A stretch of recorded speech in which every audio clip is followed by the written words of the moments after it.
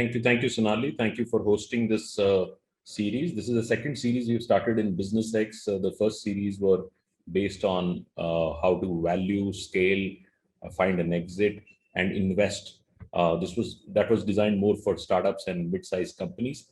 And then we started Business Excellence series, again designed for our larger community for Franchiseindia. Franchiseindia has a largest community of what I call startups, small size and mid-sized businesses.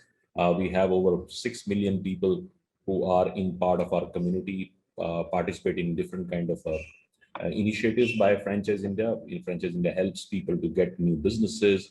BusinessEx, which is a separate company of ours, helps companies to get right valued and also find an exit at a certain stage. A lot of startups come to us for getting investments. So we have a fair amount of a large ecosystem. So we continue to engage our communities by doing these webinars. So today's discussion is around marketing excellence. One of the part of the larger business excellence is marketing.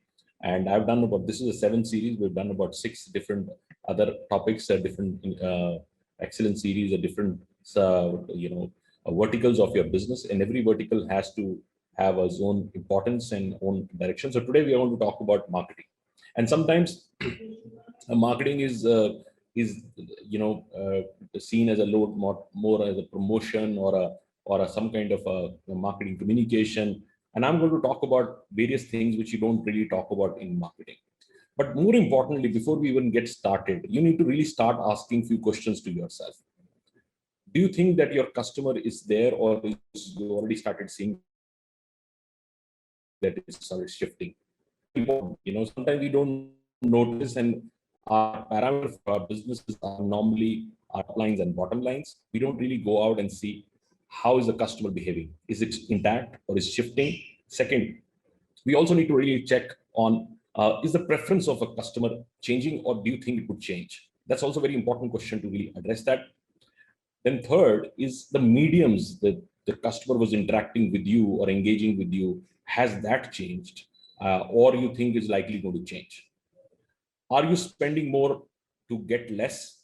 This happens a lot of times with companies when they start to push more marketing money in the writing, and they start getting lesser and lesser results. And then they would blame the mediums not working, or something not working, or my communication not working. This might be much larger reasons behind it. Another question is very important, is that do you identify your future customers? Who's your future customer 3 years from now, 4 years from now? What is going to be his needs? What kind of priorities they would come from? These are very important questions. And I think as a business owner, almost every time you need to come out of your comfort zone and try to answer these questions. And these times sometimes are reality. A lot of times this is happening in your business, but you don't really define it. I give the example of one of the companies, a retailer I was working with. Retailer, we took the company from a 5 store business to about 110 stores, and I kept dividing the founder of the company. He was actually delivered the second generation business, and I said there's something going wrong. You started seeing a lot of your stores are not giving you sales, and you putting more effort and more marketing, but the results are not really improving. It might be that your product is no more relevant, or it might have started changing, and you're not identifying that change. This was in early 2000, and he didn't agree. And there was a time, suddenly the stores start closing, and today they don't have any single store which is available in the market. So sometimes in the rush of growth, you're just trying to add more channel or more locations or more infrastructure, and you might be getting the results of your top line continue to grow, but your customer is already started shifting it. So marketing is very, very dynamic. It's always changing. And you need to really understand this is just not about small pieces of how you define your strategy, how do you define your marketing communication. It's actually also to go further and connect with your customer and understand what is he doing there. And that's what are the gaps which needs to be done. So if I have to define marketing, I will put into 4 different baskets. First, I will work on what is the brand strategy. What is the brand strategy? What is brand should be? What are the values of the brand? What is the offering of the brand? That's very important. What is the customer pain point and expectation, which this brand would really go out and deliver? Third is what is the market trend and competition telling you? This is pretty much the brand strategy piece of it.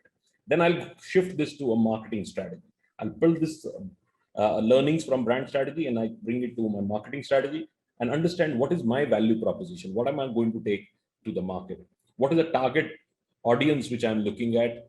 And third, what are the partners and collaborations I need to really look at? And this would be even your mediums and structure. Then you go to the third part, which is you putting your marketing plan.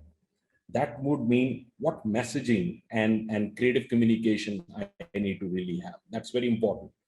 What channels I'm going to use and what is my budgeting.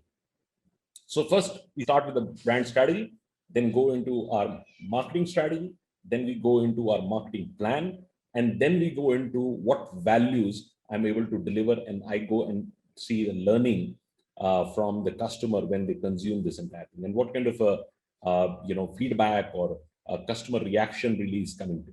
So we're going to talk about how today, if you build marketing excellence in your business, how it would be different from the traditional approach to the business. You need to also make sure that you clearly understand all your marketing efforts, whatever you try to do, that has to, end of the day, deliver value to the end customer. That's very, very important. And you also need to also understand sometimes the feedback and understanding is also from your near environment, which is very clearly available with you. You really don't see little the future. What is your far-sighted environment? What is your future customer is going to tell? Always the feedback is coming from a very much from your current customer base, and that's something which gets recorded. So you need to systematically shift that. You need to continue to understand what your current customer is doing. That's important, but you also need to really focus on what is your future customer, how you will behave, and what kind of expectation they would have from the business. So let's let's divide into 4 action points and then go into each action point and try to see what traditionally we would have done and what, if we put excellence, what kind of structure we need to do. First, let's understand about your market understanding. That's very, very important. And this is one of the areas which I think a lot of marketers go wrong. Marketers are very tool-centric these days. I'm a digital expert, I'm a ATL expert, I'm something expert. They're very clearly driven from the specialization they come from, the roles they would do in the marketing piece, which is, I think, is more job work to me. This is not something which you should have. And most of the organizations, especially small and medium enterprises, I see they have a lot of job workers. They have people who would just come and execute something. These marketers are absolutely not connected to your customers. They have no understanding of your markets. This is one of the biggest problems most of the mid-sized companies would have. Most of the mid-sized companies are very tactical. They would hire marketers who would do essentially a job work, try to drive a particular piece in the marketing. And that's not good.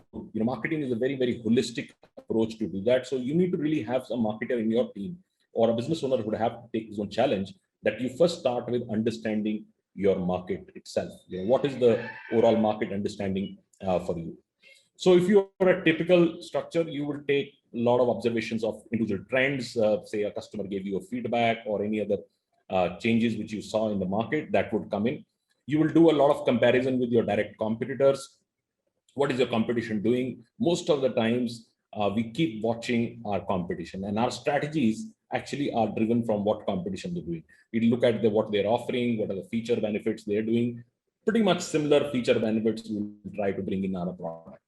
We'll also try to do a lot of quantitative assessment of a market defined by the product, which means that how the product was taken, what SKUs are moving, what SKUs are not moving. A lot of those figures would see coming in. And similarly for your channel, how your channel is behaving, what is selling through more from which channel, and what channel is giving you feedback on what product goes in. Most of the time, companies which have distribution or channel, their larger part of the reaction in their marketing feed is coming from what channel is telling them.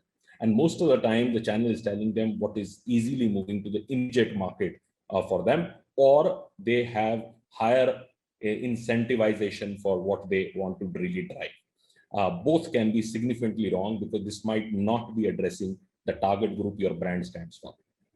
Because sometimes the channel is trying to really push a product which they are more incentivized to do that, but that doesn't mean that's the real feedback which is coming in. Also, you will all do subjective priorities, looking at your own strength, weaknesses, and so on and so forth.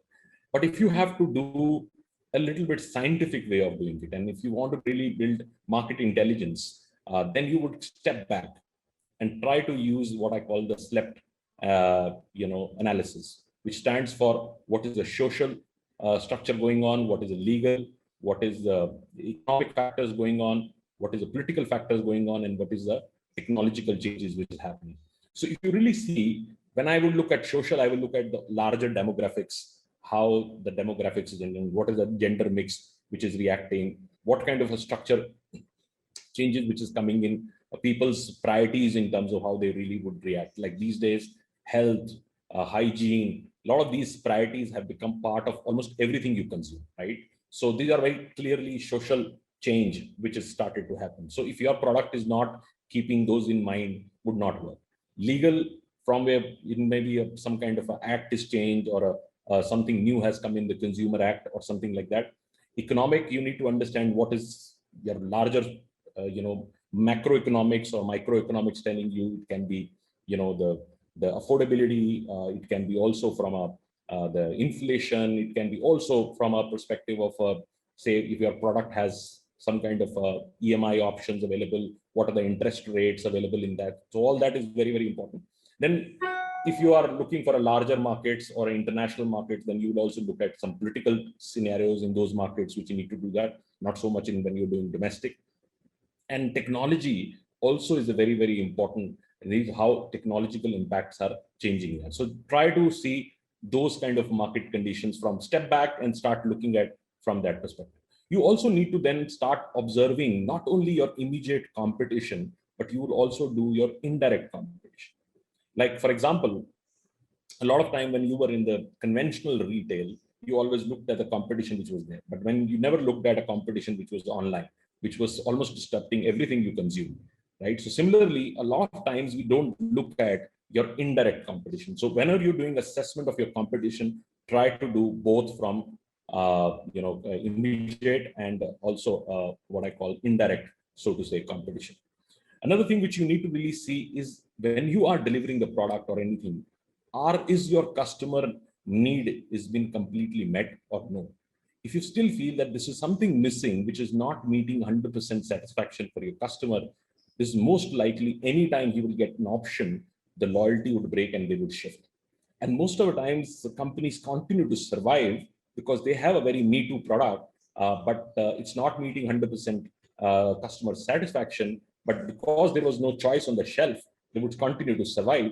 But as you get a choice, the shift would happen.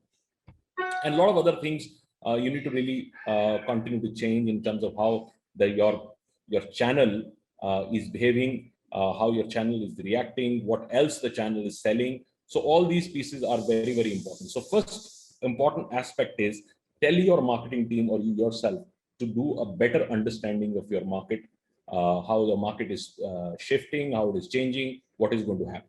Then second point would be, how do we make now right strategic choices, that what should be our marketing approach in the business.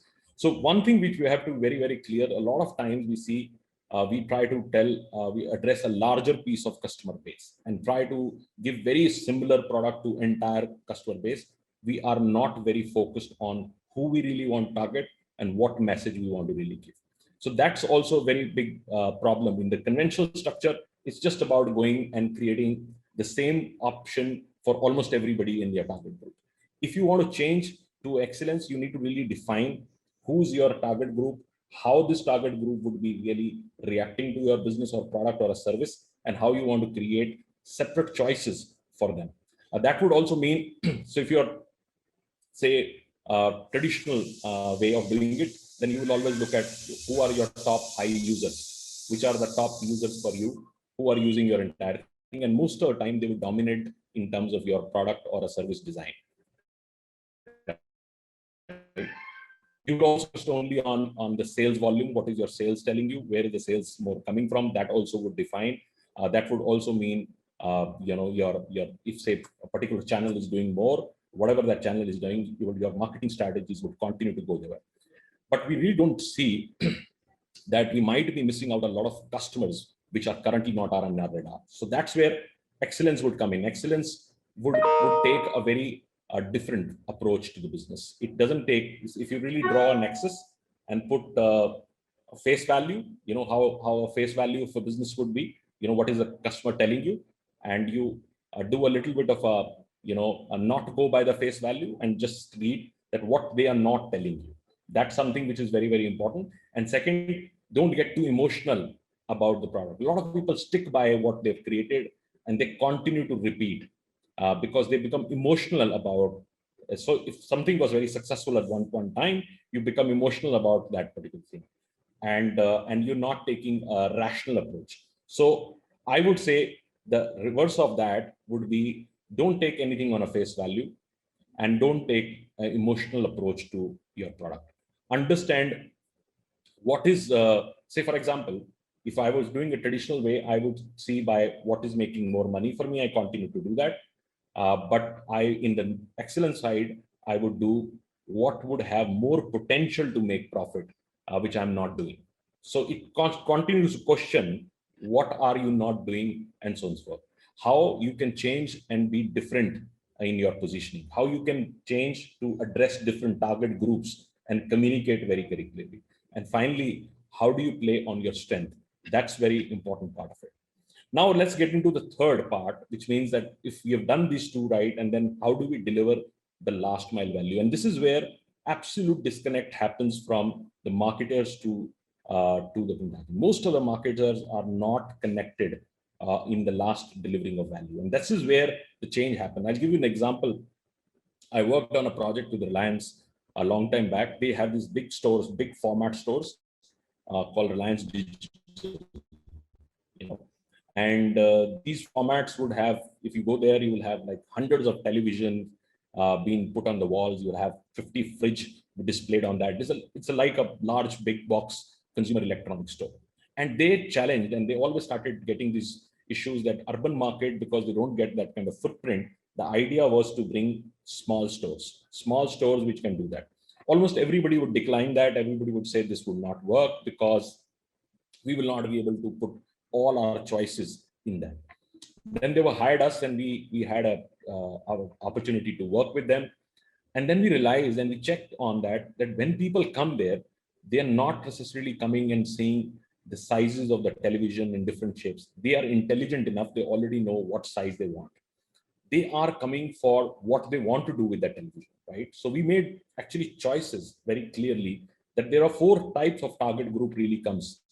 One, somebody who's coming to the store and looking for more entertainment at home. So they might be looking at entertainment solutions, which they're, so it can be, your home theater and things of that nature. So their priorities would change very differently. Somebody is coming which has not so much of user, but use it for gaming or something like that. So we divided the different type of user groups and created very clearly positioning for them, so that when they come to even a small store, we, rather than giving them options of product being available there, we understand their users interest. What are they going to use this for? So it was a store designed which used to question people: why are you here, how you want to use this product, and what else you want to do with this. So all these started questioning really changed the way the value was delivered.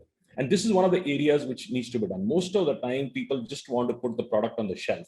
They don't really want to interact with the customer, how customer wants to behave with that particular thing. And that's something which is now changing significantly. Most of the companies are working towards the last user experience. Like the Apple would have this genius in their stores.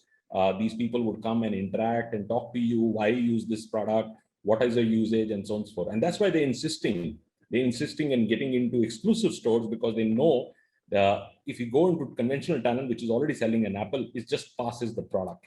It just passes the product, doesn't give you the full experience. So that's also one of the areas which you need to do that. Next thing is, how do you really continue to get and monitor the value and the learning from every single customer? What is the customer telling you? How you're monitoring that, right? In the traditional way, we will only monitor our marketing by the ROI, which means that kind of spend I've done, what kind of return I've done. So all this would really happen. or you will do measure by the response rate. So if I did this advertisement, I got so many leads and so many functions. These are kind of an outcome, or maximum you will go out by outcome and say how much sales I achieved from this and that. These are the kind of visibilities your marketer would have or you would have in the business and so forth.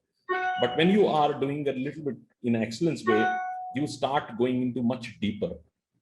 Why this channel worked for you better than the next channel?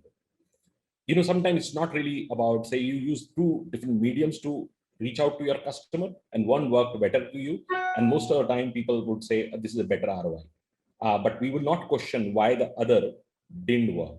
Maybe the communication which was used in this part was not appropriate or not right, which need to be changed. So sometimes you need to really, you start accepting what is going on. It's a very old rule of what called test and measure. What is working, just continue to do that. But actually now you have to question why this is working. A lot of times people come to me and say, in my company and say, oh, LinkedIn doesn't work or it's too expensive from an ROI viewpoint. But maybe you don't know how LinkedIn works, how you create influence on that medium. That's also very, very important. Sometimes you start questioning that medium. And how do you measure the entire implementation process and everything, which can be financial, non-financial, qualitative, quantitative, all these pieces have to be completely measured. Finally, what are the 5 odd things which are very important, which you would need to really set if you want to really revisit and do your marketing 2.0 and try to look at your business? First, you need to really criticize almost everything which is happening and try to see how you can make it absolutely different and new approach to it. Second, also try to integrate your marketing design that it is more linked with the market than just with the tools of what they're using. That's very, very important. So let's start with what are the few things which you need to do.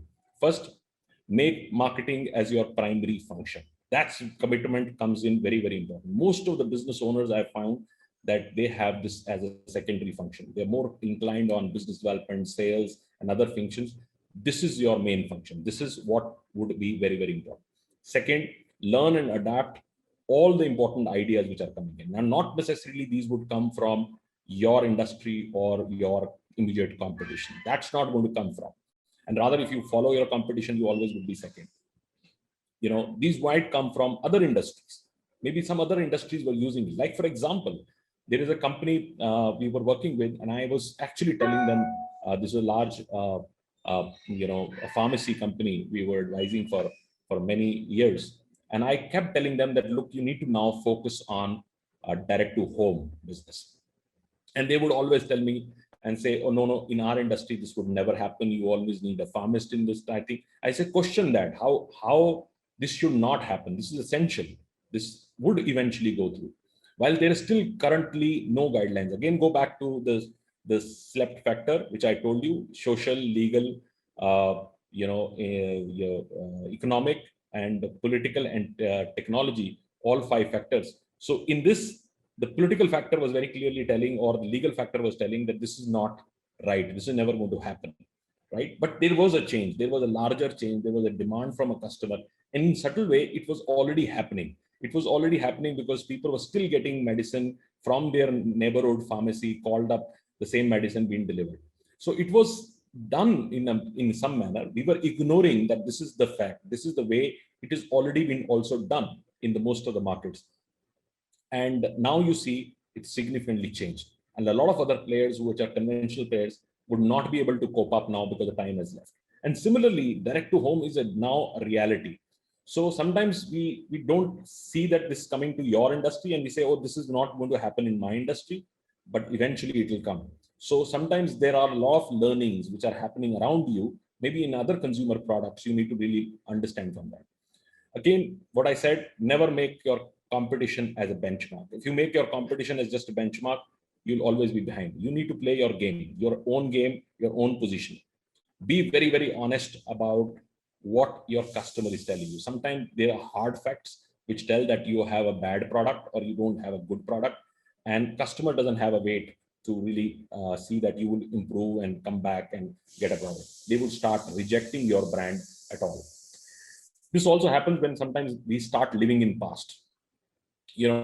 No, I did a mistake because we were very heavy on our print marketing. We used to be very, very strong. If Franchiseindia, you've seen that you have full page ads and a lot of these communications used to come. And we, at a point, we started realizing that it's no more getting us results. But in the fear of losing that marketing call, we continue to do that. And that particular year, I still remember in 2018, we went out and spent about 18 crores in print alone, which didn't give us any result. So if you imagine that 18 crore was good money, if Franchiseindia would have spent at that time on digital and transformation to that, it would have created.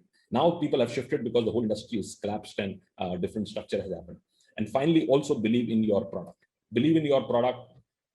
Sometimes people with a little bit of signals coming from marketing or something didn't work, try to change everything. They try to change everything. They quickly react to things. That doesn't work. Sometimes you have to believe in your product. If you've done research well, you've understood your target group well, you understand your market, you understand your channel, then you don't have to do that. So keep the 5 principles in the right order. First, do your strategic thinking. Then second, do your brand positioning. What is your positioning of the brand? Prepare your plan. Do your great brand plan. Understand your marketing execution, what the execution would require, and analyze your performance. If you do these 5 things in order, strategic thinking, brand positioning, understand and develop your detailed plan, go out and execute your marketing and analyze your performance. So this would make your performance work in marketing. So this was today's session. If Sonali, you have any question for me, quickly for 1 or 2 minutes, I can take a few questions.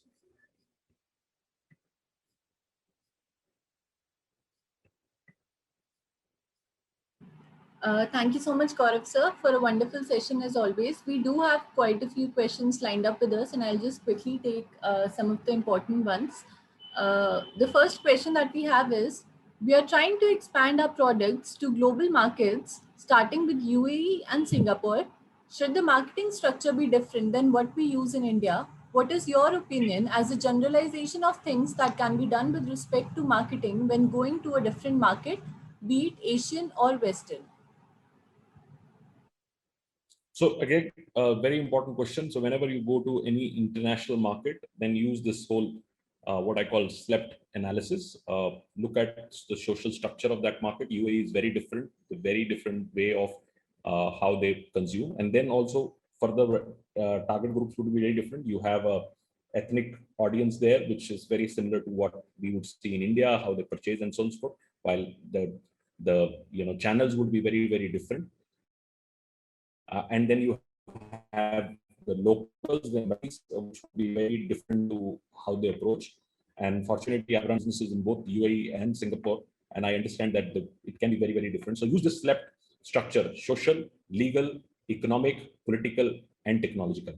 Like in Singapore, everything is very technology centric, right? So everybody is on apps, everybody orders the entire thing, but not in UAE. UAE is a modern city, but it's very traditional in terms of a retail mindset. Singapore also has that in some parts on some product side, but they might be very two different market and approach.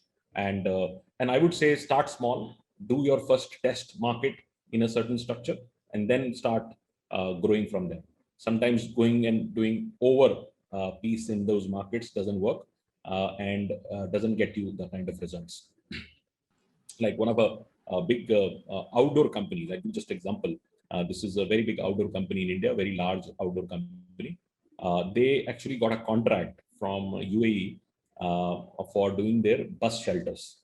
The idea was that they would create air-conditioned bus shelters, and they got right, and they agreed on a very big fee, understanding that bus shelter would be like India, big hoarding spaces and so on and so forth.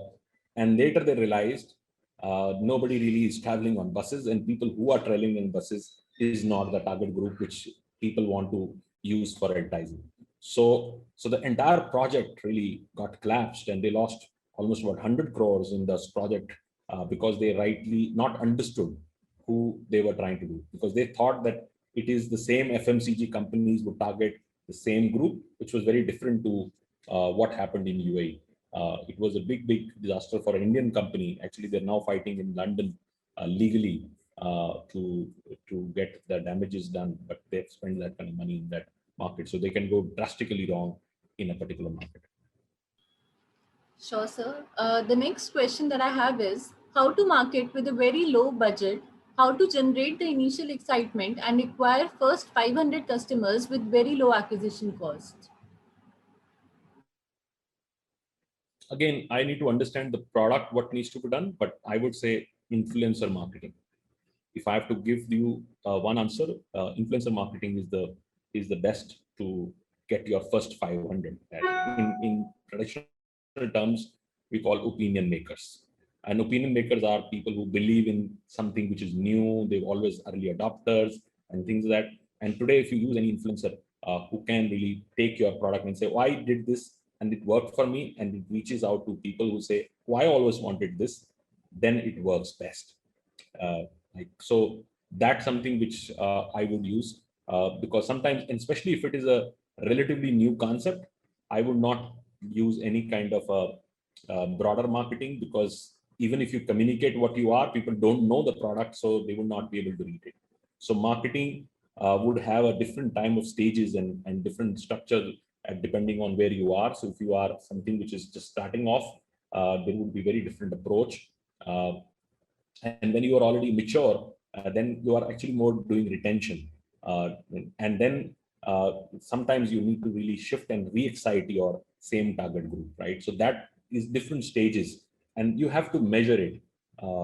And sometimes you're at a peak, you're at the topmost level, and and that is a time really you have to change, because it is like, for example, auto companies. If you really see, they have a cycle. When the model of their current model, which is running at the top of their sales cycle, they would change the model. And normally when they change the model, it gets into a dip because somehow people are in love with that particular model and they've now got a new shape, new design, and doesn't get that same sales, but it gets into another trajectory later to go up in that structure. So you need to really see that sometime when you are at the topmost and best, and I think maybe that is the time you need the demand to change and approach it very differently. Absolutely, sir. The last question that I would like to take up is offering special discounts or reduced prices a good marketing technique at this time? This is to show the customer that we understand the situation and care, but at the same time, it can be perceived as a desperate technique as well. What is your opinion? So this is a very good question. This is a question which I did one series on this restaurant business, because we have a restaurant site, and I gave this advice to every restaurant owner that whosoever in these times is stepping out to come in your restaurant to eat doesn't need your discount. So rather charge more, elevate this experience, and don't discount it. So if you feel that people are, so again, this cannot be generalized. Sometimes certain products, there is a demand, but there is a, so to say, liquidity issue. There can be sometimes affordability, like auto. People have still a necessity, especially an entry level. If I make it more accessible for them, I'll get more sales. But in some cases, if it is an aspirational product and you have decided to make a purchase decision, just because it's now you're making it cheaper, it doesn't mean that people would go into buying that. Rather, sometimes taking the price up also makes sense, because you now have a reduced base, even in reduced base, but this is a loyal base. This will anyway consume. Even if you have an opportunity to take a little step up, especially for, I would say, services today, a lot of other things, if you take step up, but bring in other value addition in that, just not by exploiting, but I'm saying if you can give a little more value addition. Like, for example, salons, when they reopen, rather than just saying, "Oh, I want to give you one haircut free. I need only one haircut. I don't want second haircut free." I would say, how do I really enhance the experience? How do you bring more hygiene? How do I get even more than that thing? And maybe charge a little more, and that the client would be appreciable to that. So it's difficult for me to really answer. Just, I'm obviously, most of the boardrooms, if you really ask any kind of suggestion from any marketer and say, "How do I double my sales?" They say, "Reduce the price by half." So that is no brainer. That's no brainer. for any marketing company. If Apple wants to reduce the price by 20%, the sales would grow. Yes, it will grow. But do you want to do it? Would you kill your aspiration product and try to bring it down? Would you like to kill your margins? So all these are very important. Sometimes just by addressing an immediate need, you cannot kill the market. And I've seen a lot of industries have done that mistake. And that's also because you follow your immediate competition. If the competition was doing a mistake and you just try to copy that, you can also get into the same mistake. Absolutely, sir. So with this, I would just quickly wrap up the Q&A session. Thank you so much, Gaurav sir, for a wonderful session. And anything you would like to say in the end? And we also have a few questions from our audience asking about how to contact you. So if you can let them know about the same as well. Sure. Thank you for joining in. And this is a regular series we continue to do. And whatever my experience over the years, and plus I think some kind of best practices, we try to mix both of them and try to bring in these pieces. So share your feedback, anything which we can do with your business, which means that you want to scale your business and you're looking for funding, or you're looking to exit your business, or you're looking to acquire a new business. All these are part of Franchiseindia offering. So please reach us. And if you have any other questions for me where I can answer or give advice, especially the early stage businesses, you might have some questions which I will be more than happy to advise. I normally do it on Sundays when I have time. So if you send me a question in detail, I will be more than happy to send you a reply. This is my direct email ID, gm@gauravmarya.com.